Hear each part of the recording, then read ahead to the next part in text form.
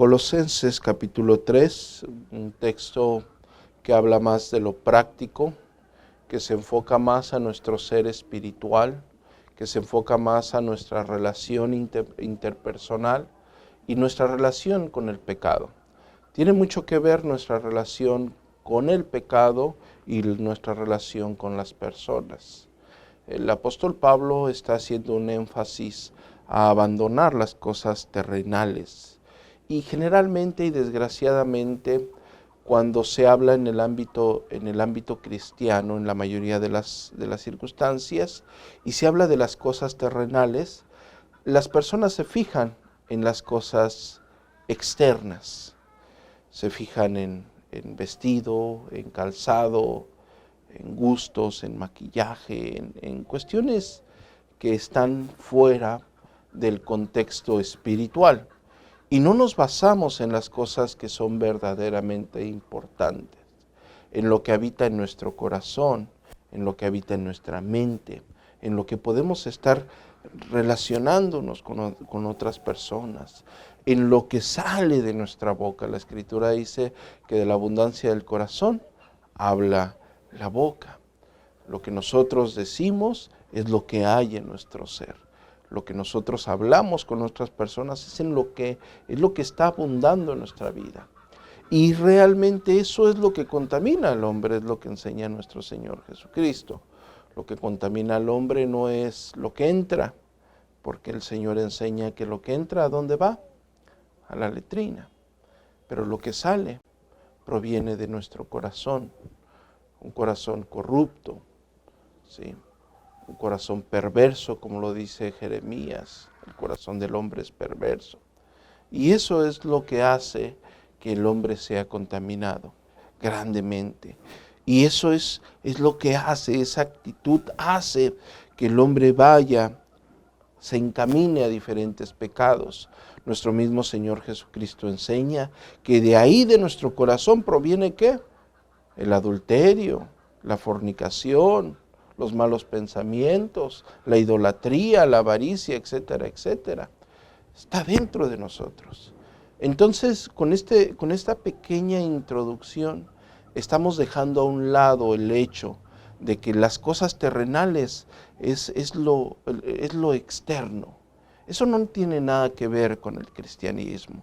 Eso no tiene nada que ver con el ser espiritual vivo, ¿sí? Sino todo lo contrario. Nosotros nos tenemos que enfocar en lo que la Escritura enseña. Y bueno, el apóstol Pablo enseña unas ciertas cuestiones de nuestra redención en Cristo Jesús. Y gracias al sacrificio perfecto de Cristo en la cruz del Calvario, nosotros somos ¿qué? Sellados con el Santo Espíritu. Habiendo oído la palabra de verdad y el evangelio de vuestra salvación y habiendo creído en él, fuimos ¿qué? Sellados con el Santo Espíritu de Dios, Efesios capítulo 1, versículo 13 y 14. Ustedes son morada del Dios vivo. El Espíritu Santo habita entre cada uno de nosotros. Y lejos de lo que muchas personas quisieran caracterizar, que cuando el Espíritu de Dios está en ti haces cosas extrañas, es todo lo contrario. Cuando el Espíritu de Dios está en ti habita la cordura, en ti habita la paz de Dios, en ti habita el deseo de alejarte de todo lo que no glorifica a Dios, que nosotros consideramos, según la Escritura, ¿como qué? Como pecado, ¿sí? El hombre que ha sido sellado con el Santo Espíritu, el hombre que ha sido verdaderamente nacido de nuevo, porque la Escritura dice que todo aquel que está en Cristo es ¿qué?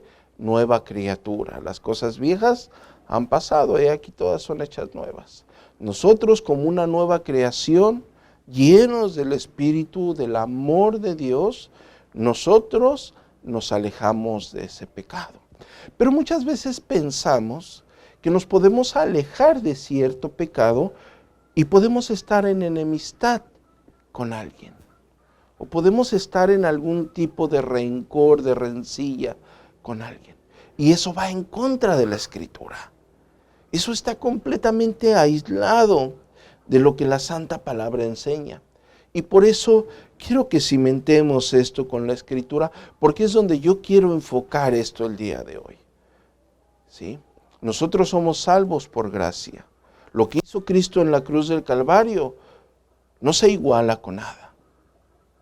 Su sacrificio es perfecto. Y lo que Él hizo en la cruz nos redimió. Y es suficiente. Es eficiente y es suficiente. Y eso nos garantiza, por su gracia eterna, que cada una de las personas que han creído en Cristo Jesús estaremos con Él por la eternidad. Porque como lo dije hace algunos días, todos vamos a partir. Pero tenemos una esperanza viva. ¿Sí? La esperanza de que estaremos en su santa presencia. Nadie nos la puede arrebatar. Los cristianos de los primeros siglos eran perseguidos, eran muertos en los circos romanos, eran quemados vivos, eran echados a las fieras. Y los historiadores dejan en claro que ellos iban a esa muerte gozosos, iban felices. ¿Por qué? Porque terminando eso, se encontrarían con su Salvador, se encontrarían con su Redentor. Y el cristianismo se vuelve vivo cuando entendemos esa grandeza. El cristianismo es un cristianismo muerto cuando nos vivimos terrenalmente, valga la redundancia, en cuestiones únicamente externas. El cristianismo es un cristianismo vivo cuando nuestro ser, independientemente de la circunstancia que podamos estar pasando, nuestro ser está completamente depositado en la persona de Jesucristo. Y nuestra esperanza está en Él. ¿Sí? No estoy diciendo con esto que nosotros dejemos a un lado nuestra superación personal, nuestros estudios. No, todo lo contrario. El cristiano se esfuerza el doble, el triple. Va por la segunda milla en su trabajo, hace lo posible por hacer las cosas en excelencia. Pero nuestro corazón no está ahí. Nuestro corazón está allá. A mí me pueden despojar de todo, menos de esa esperanza viva. Y cuando lo aplicamos esto terrenalmente, nos damos cuenta que hay cosas por las cuales no vale la pena discutir, amargarse. Porque tu corazón está lleno de la paz de Dios. Y hay cosas que tienes que aprender a hacer a un lado. Yo se los enseñé en alguna ocasión en una predicación que le puse por nombre Piedras en el Camino. Hay cosas que nos tenemos que desechar fácilmente. Y tenemos que deshacernos del pecado que nos asedia. Y seguir la carrera que tenemos por delante, como el apóstol Pablo le enseña al joven Timoteo. Seguir adelante.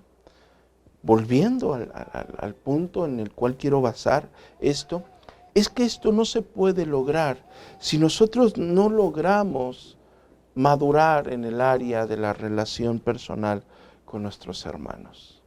Y eso lo enseña la Escritura y desgraciadamente es algo que se practica, ¿sí? Porque es más fácil amargar nuestro corazón, ¿sí?, que vincularlo en perdón a nuestro hermano. ¿Y qué enseñó nuestro Señor Jesucristo? ¿Cuántas veces debemos de perdonar a nuestro hermano? El cristiano es una máquina de pedir perdón. Eso es el creyente.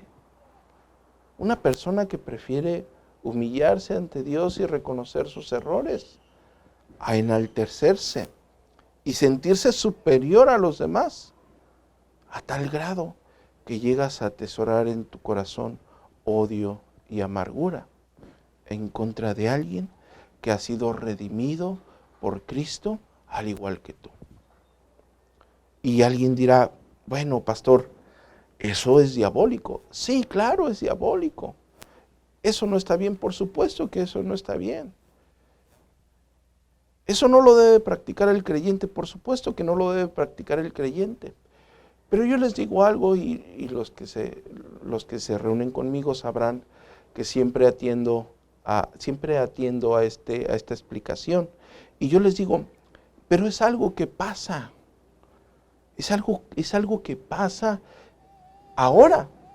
Y pasaba en la iglesia primitiva. Porque si no, no estuviese eso ahí escrito. Si no, ustedes no leyeran la carta del apóstol Juan, la primera carta del apóstol Juan, cuando dice que tienes que amar a tu hermano. ¿Por qué? Porque había problemas entre hermanos. ¿No el apóstol Pablo le enseña a los filipenses, a las hermanas que tenían algún conflicto? Y les dicen que tienen que arreglar su diferencia, que tienen que ponerse a cuentas. Bueno, ¿por qué? Porque somos individuos con problemas, con situaciones. Personas con un remanente de pecado, diferentes mundos en choques, diferentes conflictos de egos. Y a todos nos puede pasar. El punto es atender la exhortación de la palabra. Para eso yo quiero que me acompañen a la primera carta que el apóstol Juan escribe.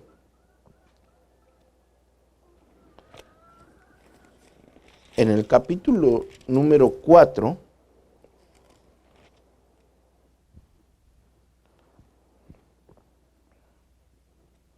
versículo 7. Dice, amados,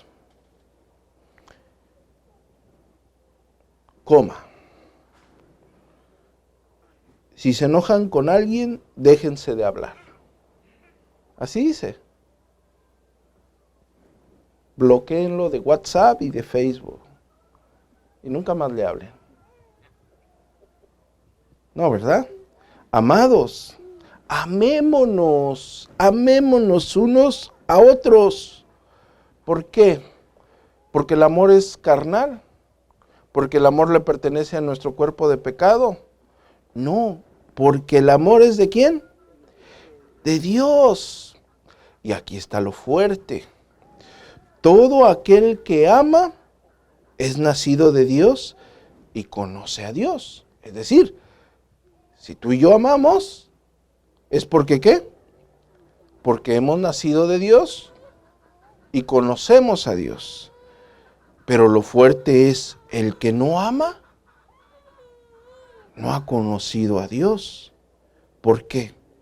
Porque Dios es amor. El que no ha aprendido a amar, según un escrito inspirado por Dios, el que no ha aprendido a amar, el que no sabe amar, simple y sencillamente, ¿qué?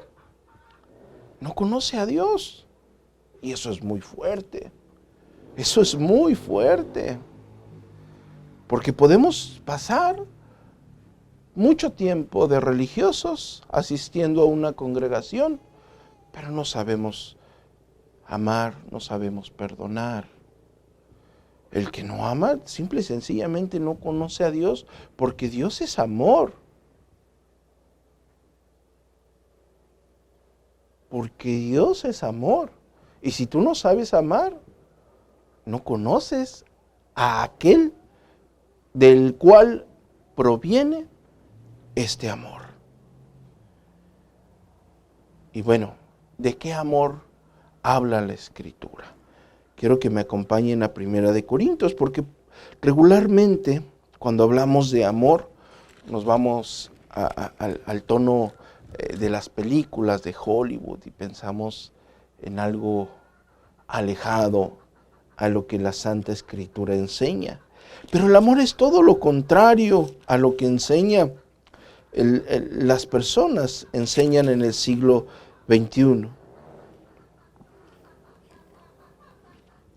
¿Por qué? Porque las personas actualmente enseñan o dan otra cara alejada de lo que es el amor o lo que debiese ser el amor. Y no nos centramos en lo que la Escritura enseña. Sí. Te hizo esto, ya no le hables. Te hizo aquello, no le hagas caso. Hicieron esto, vamos a cambiarnos de iglesia. Hicieron lo otro. Y empezamos a llenarnos, a albergar cosas en nuestro corazón que no pertenecen a Dios. Somos influenciados por agentes externos a la palabra de Dios. ¿Cuál es el verdadero amor? según el versículo 4 de Primera de Corintios, el capítulo 13, ¿el amor es qué? Sufrido. ¿A quién le gusta sufrir? A nadie. Entonces no te gusta amar. El amor es benigno. El amor no tiene envidia. El amor no es jactancioso. El amor no se envanece. No hace nada indebido. El amor no anda buscando lo suyo. No se irrita. Pero ¿saben qué? Tampoco guarda rencor. Ay, yo le tengo rencor a tal persona. No. Si tienes rencor, no tienes amor. No puedes relacionar eso. No puede haber excepciones a la regla. No existe una pauta en la Escritura para que tú, como alguien que ha nacido de Dios, diga, bueno, yo amo, pero también tengo la oportunidad de tener contra tal persona cierto rencor en mi corazón. No existe. ¿Sí? El amor no tiene rencor, no guarda rencor, no se goza de la injusticia, mas se goza ¿de qué? De la verdad. Es por eso que el amor todo lo sufre, el amor todo lo cree, el amor todo lo espera, todo lo soporta. El amor, simple y sencillamente, nunca deja de ser. Eso es lo que enseña la Escritura con respecto al amor. Eso es lo que nuestro corazón debiese de estar con nuestro hermano. ¿Es difícil? Por supuesto que es difícil. Si fuese fácil, nosotros no encontraríamos la Escritura llena de instrucciones, de exhortaciones, de amonestaciones acerca de las relaciones interpersonales, acerca de la relación de hermanos con hermanos, acerca del amor entre todos nosotros como un solo cuerpo, como el cuerpo de Cristo. Claro que es difícil. Claro que no es absolutamente nada sencillo. Claro que cuesta mucho trabajo, porque al primero que debemos de doblegar es a nuestro orgullo. Es nuestra soberbia. Y a nadie le gusta doblegarse a sí mismo. Estamos tan acostumbrados a enaltecernos, a creer que tenemos la razón, que tener la humildad, con el fin de reconsiderar la palabra de Dios. Y eso es un peligro. Y eso es algo que va a lastimar nuestra vida en nuestro caminar. Ahora, si estamos hablando del amor de Dios, porque el amor proviene de Dios, y ya vimos con la Escritura la definición de amor, ahora vamos a trasladarnos al deseo de ser imitadores de Dios. Vamos a Efesios, por favor. En el capítulo número 5. Ya vimos que el amor tiene que morar en nosotros. ¿Sí? ¿Por qué? Porque el amor es de Dios. Ya vimos cuál es según la Biblia. Ya vimos la descripción del amor en términos aplicativos. Ahora, el apóstol Pablo le dice a los Efesios en el capítulo 5, en el versículo 1, dice, sed pues, ¿qué? Imitadores de Dios como hijos amados, y andad, ¿qué? En amor, como también Cristo nos amó y se entregó a sí mismo por nosotros, ofrenda y sacrificio a Dios en olor fragante. La comparación tan grande del amor que nosotros tenemos que tener o el amor con el cual nos tenemos que conducir, el apóstol Pablo hace la referencia al amor de Cristo. ¿Qué tan grande fue el amor de Cristo por nosotros? Que entregó su vida, dejó su gloria, no estimó el ser igual a Dios como cosa que aferrarse, sino que se despojó de sí mismo. Y anduvo entre nosotros, seres pecadores, que no merecíamos esa gracia, sin embargo Él viene a la cruz, muere como un sacrificio perfecto, con el único fin, reconciliarnos con Dios. Él se entregó a sí mismo. La comparación del apóstol Pablo de andar en amor es la comparación de lo que Cristo hizo en la cruz del Calvario.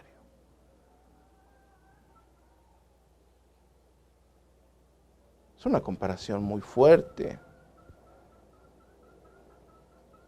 Andar el amor, entonces tenemos que concluir nosotros que andar en amor no es fácil. No es nada fácil. Ahí entra la otra parte. Entra la parte de tolerancia, de amor a aquellos que no han tenido por la gracia de Dios la capacidad de amar. ¿Me entienden esa parte? Porque si no seríamos igual, seríamos como los fariseos. Él no ama, yo no lo amo. Él no ha aprendido. Dios lo va a tratar en su vida, lo va a llevar en su vida, lo va a moldear. Pero si el Señor me ha enseñado a mí, por su gracia infinita, a amar, yo consciente de ello, yo tengo que ser paciente, prudente, a ver que ese hermanito o esa hermanita crezcan en esa área. Que Dios trate, esperemos que ellos, Dios los lleve al arrepentimiento, porque es mejor ir voluntariamente a que el Señor trate contigo, ¿sí? Es mejor regocijarnos en Él, a que el Señor nos tuerza la mano, ¿sí? Porque es doloroso el trato del Señor. Dios a quien ama, ¿qué? Corrige. Y una corrección de Dios es muy fuerte, muy fuerte. Entonces, nosotros también tenemos que tener ese corazón amoroso para aquellos que no han aprendido eso. Tenemos que disponer ese corazón. Sabemos lo que la Escritura enseña, porque si no, también nosotros estaríamos siendo faltos de amor. Y volveríamos esta hermosa enseñanza en una paradoja teológica.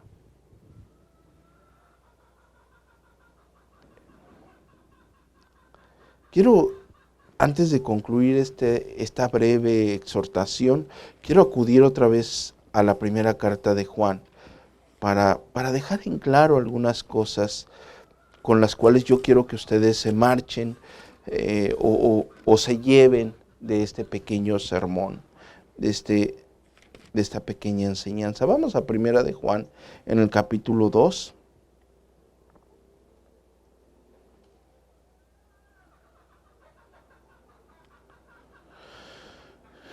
Versículo 7. Capítulo 2, versículo 7. ¿Cuántos mandamientos tenemos? ¿Seguros? ¿No nos dieron un nuevo mandamiento en el Nuevo Testamento? Difícil de asimilar. Sí, estás bien. Son 10 en el Decálogo y en el Nuevo Testamento nos dieron un nuevo mandamiento. ¿Cuál es ese mandamiento? Está en el versículo 7. Hermanos, no os escribo mandamiento nuevo, sino el mandamiento antiguo que habéis tenido desde el principio. Este mandamiento antiguo es la palabra que habéis oído desde el principio. Sin embargo, os escribo un mandamiento nuevo, que es verdadero en él y en vosotros, porque las tinieblas van pasando y la luz verdadera ya alumbraba. El que dice que está en luz y aborrece a su hermano, está todavía en tinieblas. El que ama a su hermano permanece en la luz y en él no hay tropiezo. El que no ama a su hermano está en tinieblas, oscurecido. Y el que ama a su hermano permanece en la luz. ¿En cuál luz? En la luz de Cristo. Ahora, quiero que me acompañen ahí mismo en Primera de Juan en el capítulo 4. Pero vamos a abordar a partir del versículo 7. Dice, amados, amémonos unos a otros. ¿Por qué?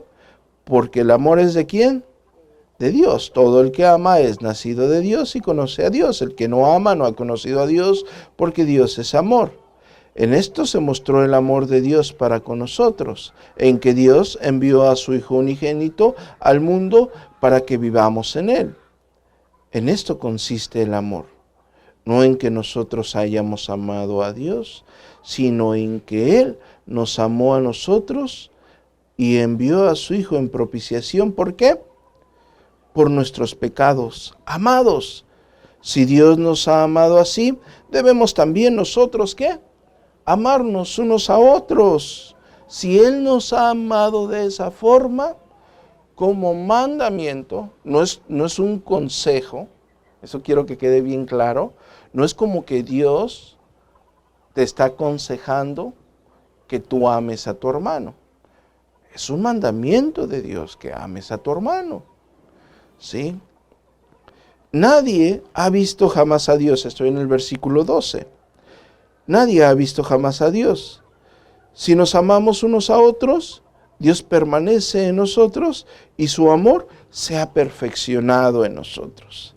En esto conocemos que permanecemos en Él y que Él en nosotros, en que nos ha dado de su Espíritu y nosotros hemos visto y testificado que el Padre ha enviado al Hijo, el Salvador del mundo. Todo aquel que confiese que Jesús es el Hijo de Dios, Dios permanece en Él y Él en Dios. Y nosotros hemos conocido y creído el amor que Dios tiene para con nosotros. Dios es amor. Y el que permanece en amor, permanece en Dios y Dios en Él. En esto se ha perfeccionado el amor en nosotros, para que tengamos confianza en el día del juicio. Pues como Él es, así somos nosotros en este mundo. En el amor no hay temor, sino el perfecto amor echa fuera el temor, porque el temor lleva en sí castigos, de donde el que teme no ha sido perfeccionado en el amor. Es lo que yo les comentaba hace un momento. Versículo 19. Nosotros le amamos a Él porque Él nos amó primero. Y el versículo 20 dice, si alguno dice yo amo a Dios y aborrece a su hermano, es mentiroso. Pues el que no ama a su hermano a quien ha visto, ¿cómo puede amar a Dios a quien no ha visto? ¿Cómo podemos decir que amamos a Dios a quien no hemos visto si no somos capaces de amar a nuestro hermano al que podemos ver? Al que podemos ver con sus debilidades y flaquezas, al que podemos ver con sus diferentes circunstancias indiferentes, ¿sí? Y tener la capacidad de ese amor, el cual cada uno de nosotros debe de portar para amar incondicionalmente, así como Cristo nos amó incondicionalmente. Porque saben que Cristo nos amó incondicionalmente. Cristo no murió nada más por el que se portaba bien, porque todos nosotros nos portábamos muy mal. Y unos se siguen portando mal. Dios nos amó incondicionalmente. Ese amor es con el cual nosotros debemos de conducirnos. De hecho, la Escritura enseña que mientras dependa de nosotros, ¿qué? Estar bien con los demás. Mientras dependa de cada uno de nosotros. Nuestra actitud, aunque suene para algunas personas un poco exagerada o un poco extraña, nuestra actitud ante todos los demás siempre debe de ser de un afable amor de Dios. ¿Va a ser difícil? Por supuesto. Hay personas que no quisiéramos amar, ¿verdad? Hay personas que nos cuesta mucho trabajo. Pastor, ¿a él también? Sí. Pero las tenemos que amar. Porque el amor es de Dios. Y todo el que ha nacido de Dios tiene ese amor perfecto, que se compara con el amor que Dios en la persona de Jesucristo tiene para con nosotros. Amén. Oramos.